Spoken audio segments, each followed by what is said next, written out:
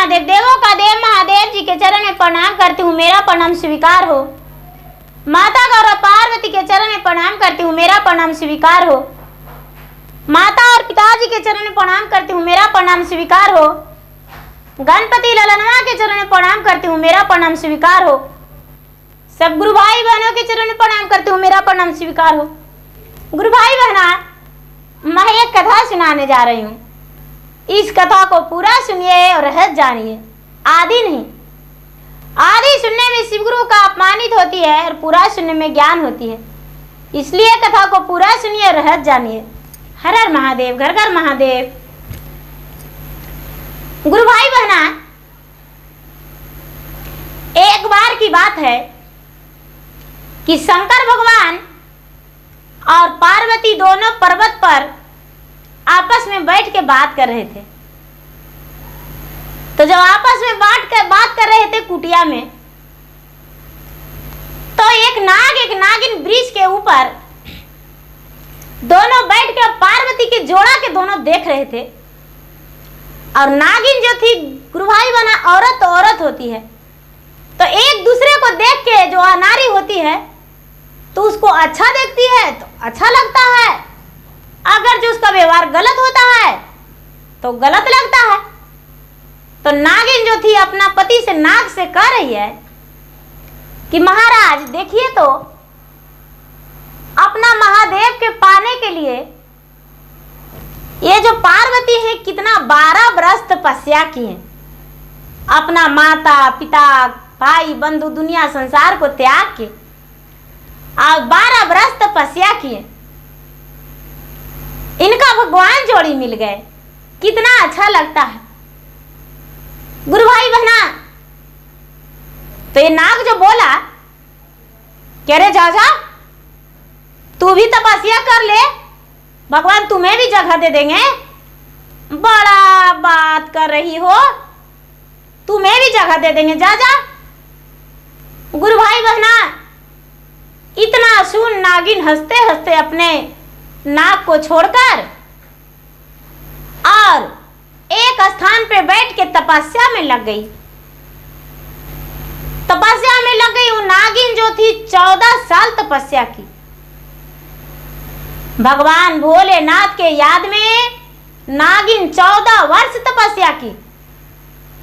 14 वर्ष तपस्या की और भोलेनाथ से यही बोली कि हे महादेव, आप अपना स्थान अपना शरण में मुझे जगह दे दीजिए, और मुझे ही नहीं मेरे पति देव का भी, मेरे पति जो बासुकीनाथ हैं उनका भी अपना शरीर के अंग में जगह देना होगा। मेरे पति तो मेरे बिना अकेला रह रहे हैं, लेकिन फिर भी किसी पर स्त्री का नजर नहीं किए हैं। प्रतिदिन आते हैं और मुझे देखकर लालायित हो जाते हैं, लेकिन फिर भी किसी से कुछ नहीं कहते हैं। और उसी ब्रिज पे, जिन ब्रिज पे दोनों जोड़ा रहते थे, उसी ब्रिज पे मेरे पति रह जाते हैं और दिन रात मुझे निहारते रहते हैं। हे महाराज भोलेनाथ, आप मुझे अपना शरीर के अंग में या किसी चरण में भी अपना जगह दे दीजिए। गुरु भाई बहना, 14 वर्ष तपस्या की नागिन, और 14 वर्ष जब तपस्या की, तपस्या पूरा हो जाने के बाद महादेव स्नान करने गए नदी में। नागिन जो थी रास्ता टेक ली महादेव के, और रास्ता टेक के कहती है कि महादेव जी, क्या आप तो अजीब कहानी करते हैं, मेरे साथ इंसाफ नहीं कीजिएगा मेरे साथ। महादेव बोले, अरे नागिन क्या कहना है तुम्हें, बोलो। बोलते हैं कि देखिए महादेव जी, जब पार्वती तपस्या किए 12 वर्ष, तो आप तो उन्हें अर्धांगिनी बना लिए और उन्हें पति के रूप में स्वीकार कर लिए और उनके साथ रहते हैं, जीवन बिताते हैं। उनसे 2 वर्ष हम ज्यादा तपस्या किए हैं और आपको ध्यान लगाए हैं। आप मुझे कहां जगह दीजिएगा बताइए। और मेरे पति भी आपका ध्यान में रहे हैं। महादेव जी कहने लगे कि अरे चलो मेरे साथ चलो, तुम्हारा इंसाफ हम देंगे। अभी नहीं, अभी वक्त नहीं है।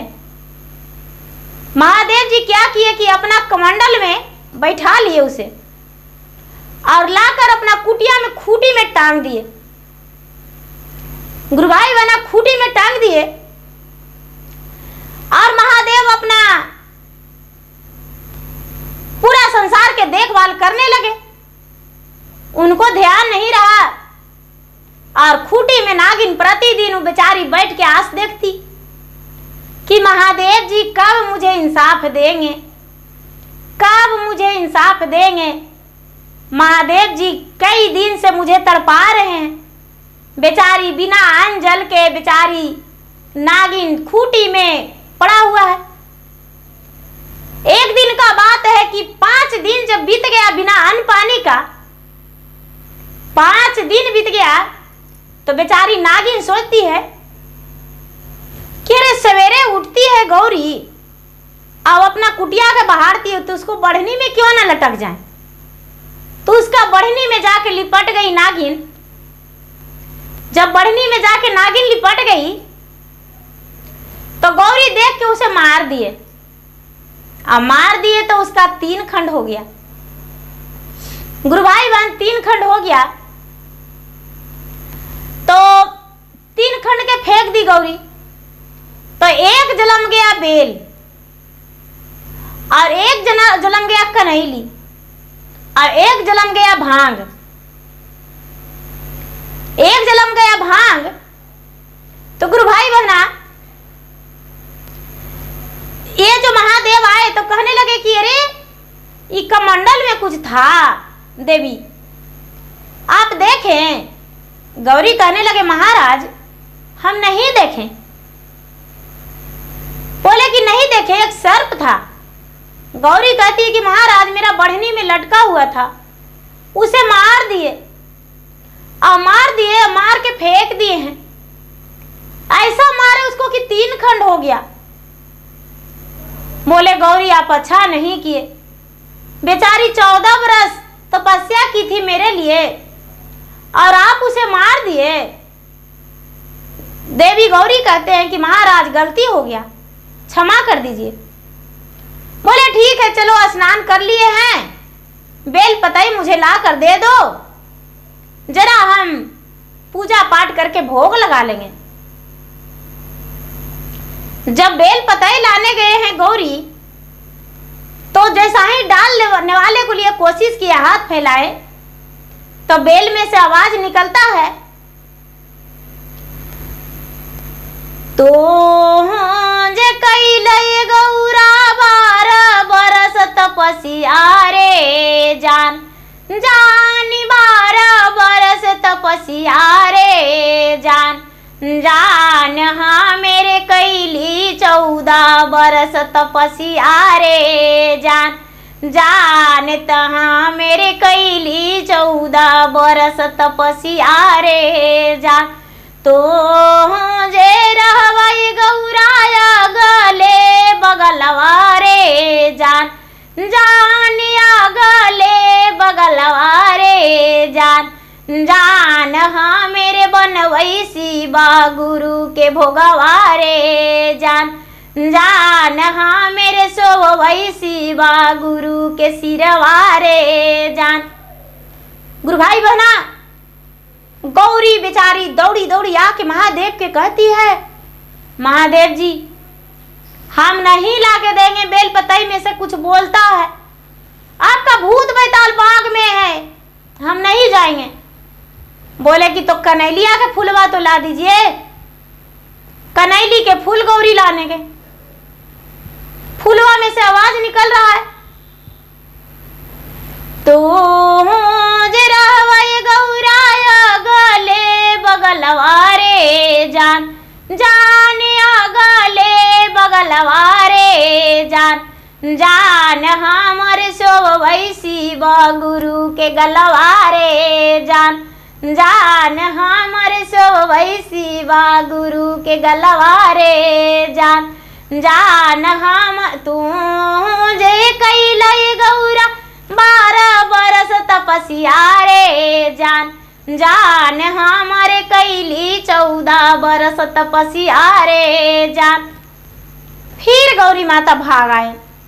भाग के अब कहते हैं महादेव जी की कि महादेव जी हम नहीं जाएंगे, फूल में भी भूते निकलता है, आपको दोस्त यार सब भूत है तो सगरों बाग बगीचा में भी भूते रहता है, महादेव जी तो अंतर्यामी है, ये सब तो महादेव का लीला था।